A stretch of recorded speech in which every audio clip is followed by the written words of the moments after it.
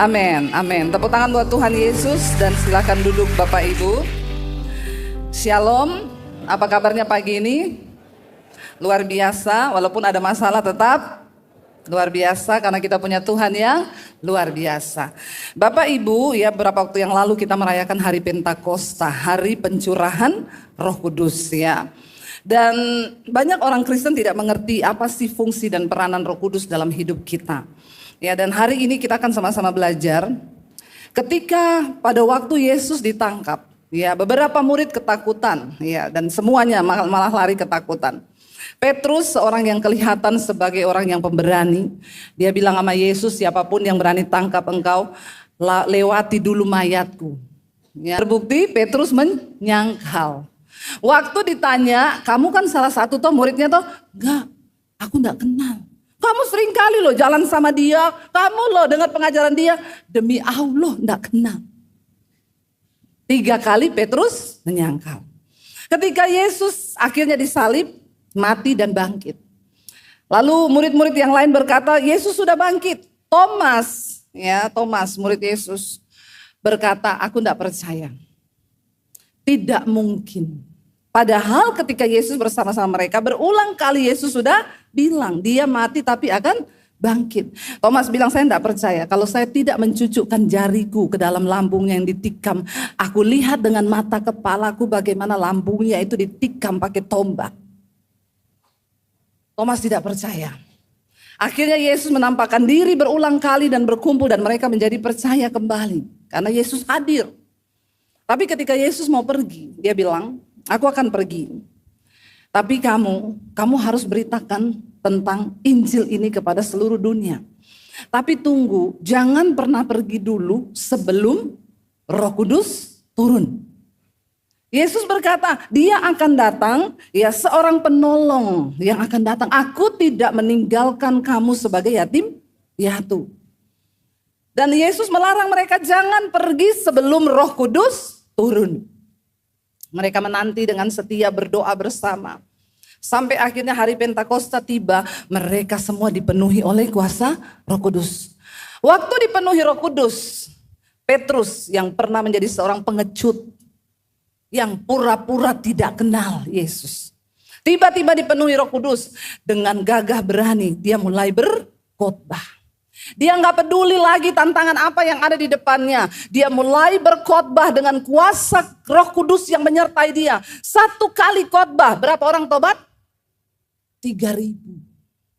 Kalau sekarang pendeta 3.000 kali khotbah, untung-untung 1 yang tobat.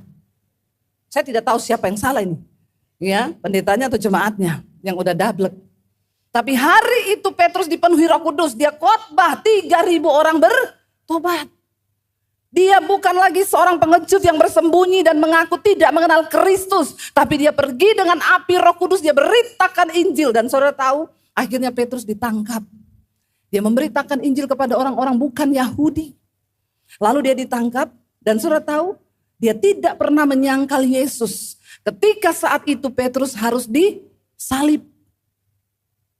Dan dia berkata begini, jangan salib aku seperti Kristus.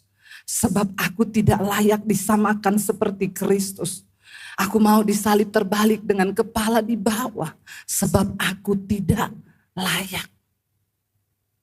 Sebuah pernyataan iman yang sangat berbeda.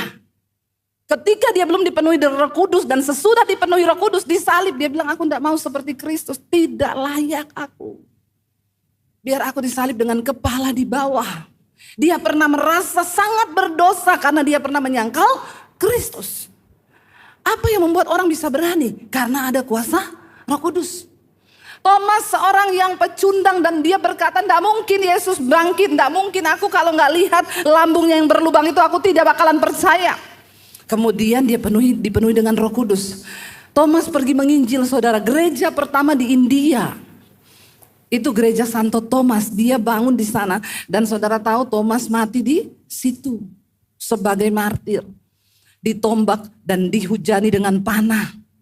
Tidak pernah dia menyangkal Kristus sampai di akhir hidupnya saat dia dipenuhi oleh Roh Kudus. Apa yang membuat engkau hari ini takut, khawatir, takut, gelisah? Ya kita ini belum mau dipanah loh, kita ini belum mau disalib. Kadang baru hadapi debt collector sudah Ada yang berhadapan dengan debt collector? Jangan ya. Tapi hari ini saya mau bilang, kita seringkali tidak merasa apa-apa. Apa sih Roh Kudus itu? Saya nggak tahu tuh Roh Kudus ya. Kenapa sih orang harus dipenuhi Roh Kudus? Tapi ketika kita belajar dari perjanjian baru, bagaimana rasul-rasul dipenuhi Roh Kudus dan api itu membakar mereka untuk menginjil. Kau tidak dipanggil cuma datang, duduk dan pulang. Nyaman sekali kau di gereja seperti ini. Ada AC tidak berkeringat, saya aja yang berkeringat nih. Apakah hanya untuk ini engkau dipanggil? Kau datang dengar khotbah, pulang, terus selesai hidup kekristenanmu, hello. Kita semua dipanggil untuk memberitakan kabar baik, yaitu Injil Kristus. Tapi kita harus dipenuhi dengan Roh Kudus dulu. Apa tanda pertama orang dipenuhi Roh Kudus? Ada yang bisa angkat tangan, dapat sepeda dibawa. Ayo. Siapa yang tahu tanda pertama orang dipenuhi Roh Kudus apa? Ada? Angkat tangan? Enggak ada? Enggak lulus sekolah minggu ini? Apa tanda pertama orang dipenuhi Roh Kudus, saudara? Enggak apa-apa kalau salah tidak dihukum. Benar juga enggak dapat sepeda dari Pak Michael. Siapa yang bisa jawab tanda pertama orang dipenuhi Roh Kudus apa? Hah? Enggak apa-apa, jawab aja. Enggak usah takut. Ayo, ada yang bisa satu orang saja, jangan selain pendeta, satu orang saja. Ada yang bisa? Saya serius loh ini. Ini memang nggak tahu atau bingung atau pura-pura nggak tahu atau memang yang tidak tahu angkat tangan. Nggak ada juga. Yang tahu tapi malu angkat tangan. Yang bingung angkat kaki. Kayaknya semua bingung. Ya, hello saudara.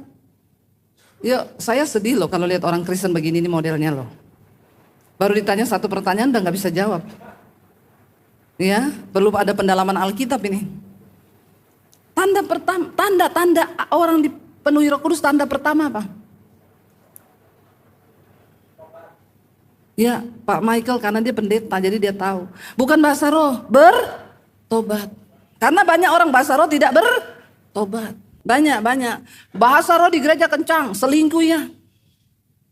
Utang gak bayar, selingkuh. Saya kan pernah cerita, saya pelayanan di satu gereja suami istri pengerja, di depan saya, sepanjang pujian penyembahan, sampai getar-getar. Sampai saya bilang, saya minder loh, saya bilang sama suami, minder saya. Kayaknya dia sudah sampai langit ke-7. Kita baru langit ke-3. Begitu pulang salaman, suaminya ada bekas luka di pipi. Saya bilang, saya bercanda. Pak, dicakar istri ya. Bercanda. Terus saya bilang, bercanda saya Pak. Terus dia bilang, tanya sama istri saya Bu. Terus saya bilang, loh jangan bilang benar loh Bu. Itu kenapa Pak, Bapak pipinya luka? Tanya sama dia Bu, kenapa saya cakar? Ini waktu ibadah, langit ke-7, bener. Banyak kebohongan di gereja, pencitraan, topeng-topeng yang dipakai. Dia pikir Tuhan senang lihat begitu. Saya tanya kenapa Bu? Dia cerita, jadi gini Bu, suami saya ini pergi ada acara pesta pulang kampung. Keluarganya menikah, saya nggak ikut. Di sana mereka reunian, ketemulah sama mantannya dulu. Mantannya itu ibu pendeta. Terus mereka tukar-tukaran nomor HP. Sejak pulang dari kampung itu HP-nya di password, saya nggak boleh pegang.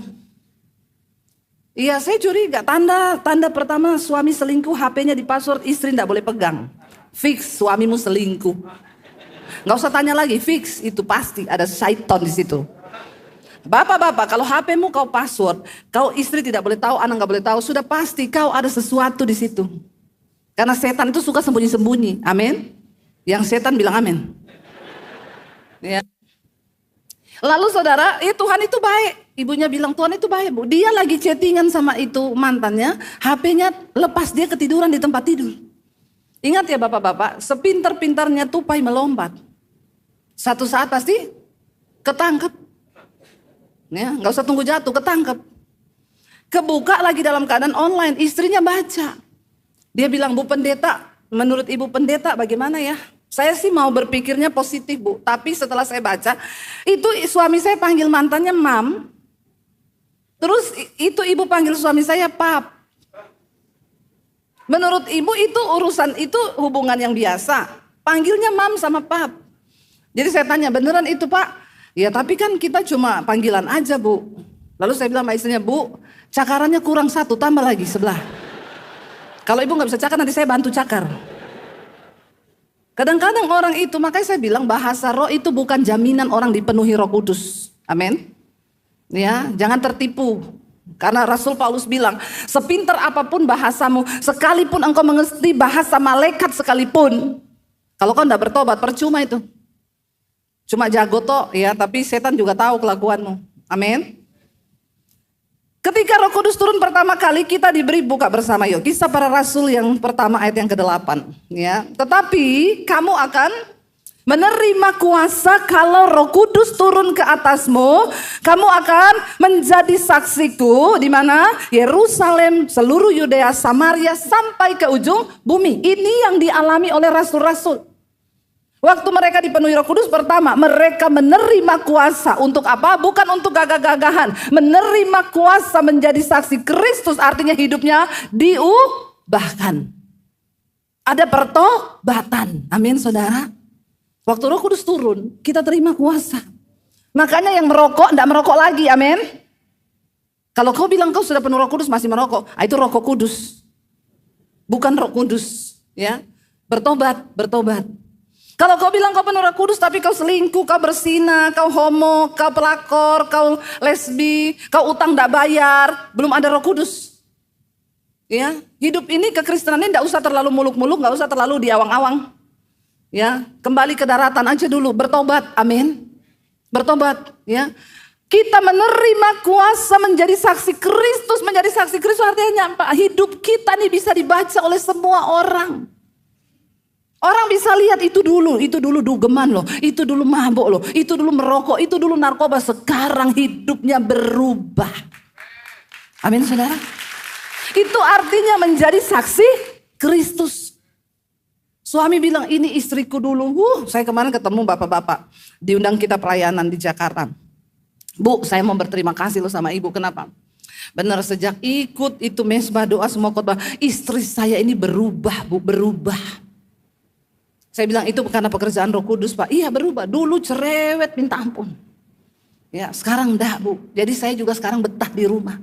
Istri saya ini dulu marah-marah tiap hari, sekarang enggak. Ada perubahan kan dalam hidup kita kalau kita bertobat kan saudara. Ya istrinya bilang suami saya juga begitu bu, dia sekarang berubah. Karena saya berubah, dia juga ikut berubah sekarang, dengerin firman, hidupnya berubah. Nggak usah muluk-muluk kekristenan itu. Orang melihat perubahanmu, anak-anak lihat perubahanmu, orang tua lihat perubahanmu, istrimu melihat perubahanmu, suamimu melihat perubahanmu. Itu dipenuhi Roh Kudus yang pertama. Karena ketika Roh Kudus turun atas seseorang saudara, ya kita lihat apa yang Roh Kudus lakukan ketika dia turun atas di hidup seseorang. Dikatakan firman Tuhan bilang begini ya, ketika Roh Kudus turun atas kita saudara, dia akan menginsyafkan kita akan dosa, kebenaran dan penghakiman. Roh Kudus itu membawa pertobatan, Yohanes 16 ayat yang ke-8. Ya dikatakan baca bersama, dan kalau ia datang apa? Ia akan menginsyafkan manusia akan dosa, kebenaran dan penghakiman. Roh Kudus akan bekerja melembutkan hati orang untuk bertobat. Untuk bertobat, itu fungsi Roh Kudus. Sehingga kita ini yang tadinya cuma Kristen-Kristenan, kita cuma tiap minggu saja ke gereja, sekarang mulai ada kesadaran aku nih harus berubah. Sampai kapan aku hidup begini terus? Ya tiap hari marah-marah, tiap hari ngamuan di rumah, tiap hari takut, tiap hari khawatir. Ya ada dong saatnya Roh Kudus menjamah sehingga kita ini bertobat. Ya bertobat, hati kita diinsyafkan. Orang itu bisa bertobat karena ada Roh Kudus. Roh Kudus yang bikin kita ini insyaf. Insyaf itu bertobat, berbalik. Meninggalkan dosa, sadar akan kebenaran, dan kita tahu bahwa satu saat akan ada penghakiman. Bahwa hidup ini gak gini-gini toh. Satu saat kita semua harus berdiri di hadapan tahta pengadilan Kristus. Untuk apa? Memberikan pertanggungan jawab hidup kita. Jadi kau hidup ini cuma bukan begini-begini tok saudara. Ada penghakiman kekal nanti. Dan di situ kita gak bisa bohong. Ditanya kamu pernah selingkuh enggak? Enggak. Demi Allah enggak pernah selingkuh. Tuhan bilang malaikat buka channel 5. Saudara lagi check in di hotel. Saudara pikir tidak ada CCTV-nya Tuhan yang merekam seluruh hidupmu? Ada Bapak Ibu, ada. Alkitab berkata mata Tuhan menjelajah ke seluruh bumi melihat orang baik dan orang jahat. Supaya satu saat dia akan memberikan upah. Kebinasaan kekal bagi mereka yang hidup dalam kejahatan. Tapi hidup yang kekal bagi mereka yang hidup dalam kebenaran. Ada rekaman CCTV-nya. Ya, jangan kau bilang, oh istriku enggak lihat, oh suamiku enggak lihat, oh orang tuaku enggak lihat. Ada rekaman. Tuhan bilang channel 2. Ya, karena mata Tuhan melebihi CCTV tercanggih dimanapun juga. Waktu ada Roh Kudus ingetin kita itu akan ada penghakiman loh satu saat nanti. Ya, lalu fungsi Roh Kudus itu apa saudara dalam kehidupan orang percaya? Memimpin kita ini masuk ke dalam seluruh kebenaran Kristus. Ya, buka Yohanes 16 ayat 13, baca bersama 1, 2, 3. Tetapi apabila ia datang, yaitu roh kebenaran, ia akan memimpin kamu ke dalam seluruh kebenaran. Sebab ia apa? Tidak akan berkata-kata dari dirinya sendiri. Tetapi segala sesuatu yang didengarnya itulah yang dikatakannya. Dan ia akan memberitakan kepadamu hal-hal yang akan datang. Wow, enggak kalau kita punya Roh Kudus. Wow, dia akan memimpin kita ke dalam seluruh kebenaran. Karena banyak kita punya kebenaran-kebenaran sendiri. Ya, contoh kita punya kebenaran sendiri. Itu ya ipar saya itu jahat banget. Udah cukuplah saya selama ini bantu dia. Saya udah gak mau, pokoknya mulai sekarang putus hubungan. Tiba-tiba Roh Kudus bicara. Gak bisa begitu. Kamu harus belajar mengasihi. Sekalipun orang itu jahat, tetaplah kasihi, doakan dia. Itu dipimpin hidup kita ini kepada seluruh kebenaran. Sehingga kita bisa mengenal Tuhan, mengenal kebenarannya. Jangan cuma bilang, iya aku percaya Yesus. Tapi kita tidak pernah mengenal dia. Banyak orang Kristen ngaku Kristen, tapi tanpa pengenalan yang benar akan Tuhan. Hidup kita ini lucu saudara. Kristen iya, tapi gak pernah kenal kebenaran. Itu kayak orang, saya tuh pernah satu kali di bandara ya. Saya lagi duduk, di sebelah saya ada mbak-mbak pakai hijab. Saya nunggu suami ambil bagasi ya. Di Soekarno-Hatta di Terminal 3 itu banyak tempat duduk, di pinggir saya duduk. Suami saya bilang, kamu tunggu aja aku ngambil bagasi. Mbak hijab di sebelah saya. Ada ibu-ibu lewat. Bu Debbie ya? Iya. Bu boleh foto? Iya. Mbak tolong ya. Minta tolong sama mbaknya itu. Oh iya di foto. Tik. Mbaknya duduk lagi, saya duduk lagi. Orang lewat lagi. Bu Debbie ya? Bu boleh minta foto? Saya ngefans loh sama ibu. Oh iya. Ibu itu lagi. Mbak boleh foto? Oh iya. Lewat yang ketiga. Bu Debbie ya? Boleh foto? Mbak foto. Ada 5 orang lewat minta foto. Akhirnya mbaknya itu begini. Bu saya boleh enggak minta foto? Pakai hijab. Terus saya bilang ini, tunggu dulu mbak. Mbaknya mau minta foto sama saya kenapa? Emang mbaknya kenal saya? Enggak sih, tapi dari tadi orang lewat minta foto sama ibu. Jadi saya takut kehilangan momen aja. Nanti ternyata ibu ini siapa gitu, artis terkenal, tiktokers atau instagramer. Tapi saya nggak tahu kan rugi. Jadi mumpung sama ibu sekarang, saya boleh ya bu foto kita selfie aja. Ya udah mbak, ayo mbak, saya ketawa dalam hati. Nggak kenal, tapi ikutan. Akhirnya dia pulang, mbak. Nanti mbaknya pulang, subscribe channel YouTube saya. Saya ini YouTuber. Oh iya kan, apa saya bilang kan? Ya, saya kenalkan diri. Saya ini YouTuber. Mbaknya nanti subscribe channel YouTube saya, Debbie Bashir TV. Saya liatin ini. Oh iya bu, nanti saya pulang saya dengar dalam hati saya, yes. Iya saudara.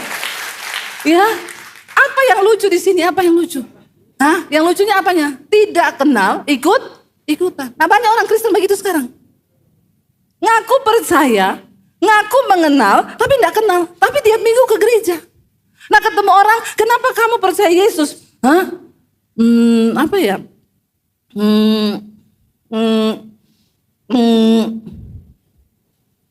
Kebelet langsung. Alkitab bilang kamu harus siap sedia memberikan pertanggungan jawab terhadap imanmu kepada siapapun yang meminta pertanggungan jawab itu. Kalau ditanya, kenapa Tuhanmu mati? Bisa jawab enggak? Tatap mata saya. Kira-kira kalau saudara ditanya begitu, saudara bisa jawab, kenapa Yesus mati? Ampuni mereka Tuhan, karena mereka tahu apa yang mereka lakukan. Ini orang Kristen kalau nggak pernah baca Alkitab, kita ini harus masuk dalam pengenalan yang benar akan Tuhan.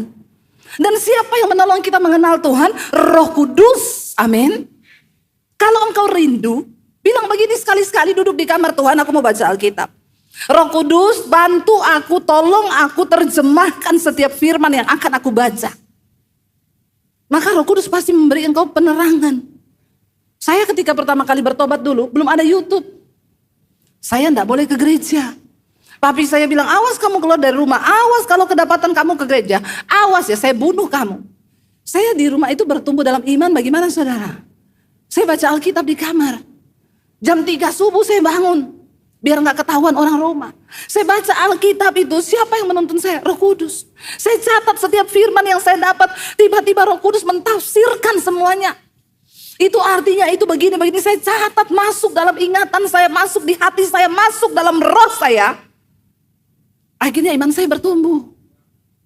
Saya mengalami Roh Kudus. Gak ada yang bisa tolong saya bertumbuh dalam iman. Saya gak bisa ke gereja. Saya gak bisa telepon Pastor Michael. Memang waktu itu belum ada. Ya, belum ada YouTube. Dari mana kita bisa kenal? Hari-hari itulah saya sangat menyadari peran Roh Kudus. Saya gak bisa tanya siapa-siapa loh. Roh Kudus kasih tahu ini artinya begini. Wow, semakin rindu tiap hari. Habis baca Alkitab, saya sembunyi di bawah kolong tempat tidur. Besok subuh saya bangun lagi, saya baca, saya pindah ditaruh di atas rak lemari. Itu Alkitab tiap hari berubah tempat. Saya takut ketahuan. Tapi iman saya bertumbuh. Orang Kristen zaman sekarang mungkin karena kurang aniaya ya. Makanya imannya gak tumbuh lagi, santai aja dia. Padahal sekarang banyak YouTube, banyak firman, banyak ini, kita bisa baca. Ada Roh Kudus yang menolong, memimpin engkau ke dalam seluruh kebenaran. Sebab Roh Kudus itu tidak berkata-kata dari dirinya sendiri, tetapi apa yang dia terima dari Bapa, dari Tuhan, itu yang dia sampaikan. Ayo punya kerinduan saudara, mengenal Tuhan lebih lagi. Lalu yang berikutnya, Roh Kudus itu apa fungsinya dalam kehidupan orang percaya? Dia membantu kita dalam segala kelemahan kita untuk berdoa kepada Bapa. Karena kita kalau suruh berdoa kan udah gak tahu mau doa apa nih, ya. Roma 8 ayat 26. Kita baca bersama, demikian juga apa? Roh membantu kita dalam kelemahan kita sebab kita tidak tahu bagaimana sebenarnya harus berdoa. Tetapi Roh itu sendiri dia berdoa kepada Allah untuk kita dalam keluhan-keluhan yang tidak terucapkan. Kadang kita cuma nangis aja. Tapi Roh Kudus yang ada dalam diri kita menolong roh kita untuk berdoa dalam bahasa batin kita kepada Tuhan. Bahkan Alkitab berkata, Yesus mengerti bahasa air matamu. Itu karena ada Roh Kudus yang membantu kita berdoa dari dalam hati. Ya, seringkali kita tadi kesaksian tadi, nggak tahu mau doa apa, cuma doa sambil memuji Tuhan, aku mau kakakku hidup. Lalu Roh Kudus bicara, kenapa engkau mau kakakmu hidup? Apa alasannya untuk aku menyembuhkan kakakmu? Ya, dan terjadi komunikasi sebagai orang percaya. Kita ini harus ada komunikasi setiap hari. Setiap hari saudara, Roh Kudus tuh mau bicara. Tapi kadang kita ini gak punya waktu, kita gak bisa, ya kita kehilangan banyak hal. Karena kita memang gak pernah punya waktu untuk Tuhan. Dalam segala hal, waktu kau benci suamimu, kau jengkel nih suamimu. Ibu-ibu sering gak jengkel sama suami? Enggak ya? Saya salah ya? Di sini cinta semua sama suami Pak Michael. Ya nggak pernah ya jengkel. Ada satu saat kita jengkel gitu dengan ulahnya, nggak ya? Munafik amat ya ini. Saya kadang begitu. Adalah ulah suami yang kadang bikin kita jengkel. Ada ulahnya kita yang kadang bikin suami jengkel. Jujur nak? Baru iya. Nggak usah munafik. Walaupun di gereja ngomong aja ya. Saya nggak suka orang yang terlalu sok-sok rohani. Padahal kadang ada loh yang bikin kita jengkel. Ada yang ulah kita yang bikin suami jengkel tuh ada. Tapi waktu kita jengkel tiba-tiba ada suara begini, enggak usah jengkel, bertobat kau, bertobat. Iya Pak ya? Lalu kita, Tuhan ampuni aku Tuhan di dalam nama Yesus. Aku tidak mau dalam nama Yesus, kita berdamai. Itu siapa yang suruh? Roh Kudus. Kalau kau jengkel tiba-tiba ada suara bilang, kasih racun saya suamimu. Itu roh kuda liar. Jadi kau harus bisa membedakan mana roh kudus, mana roh kuda liar. Ya, di dalam hidup ini kan ada suara-suara atau di dalam batin kita kan. Kalau kita rajin baca Alkitab, Roh Kudus itu kasih ingat firman. Ya, maka jangan terlalu banyak nonton drama box. Amin Bapak-bapak. Sekarang nih Bapak-bapak juga kena drama box banyak loh. Ya, CEO yang menyamar. Ya, bukan cuma ibu-ibu, Bapak-bapak juga sekarang ini banyak ini. Ya, bagaimana mau dengar suara Roh Kudus tiap hari kau nonton drama box. Baca Alkitab. Lalu yang berikutnya saudara, Roh Kudus itu materai loh, materai. Saya ngeri waktu baca ayat ini, hati-hati orang Kristen. Kau yang tidak dipenuhi Roh Kudus, engkau tidak punya materai. Saudara tahu materai itu untuk apa? Mensahkan satu dokumen. Kalau tidak ada materai, dokumen itu tidak dianggap sah. Sertifikat tanpa materai tidak sah. Orang Kristen tanpa Roh Kudus, kau tidak sah. Coba kita baca bersama ayatnya, Efesus pasal yang pertama. Ayat yang ke-13 dan ayat yang ke-14. Baca. 1, 2, 3.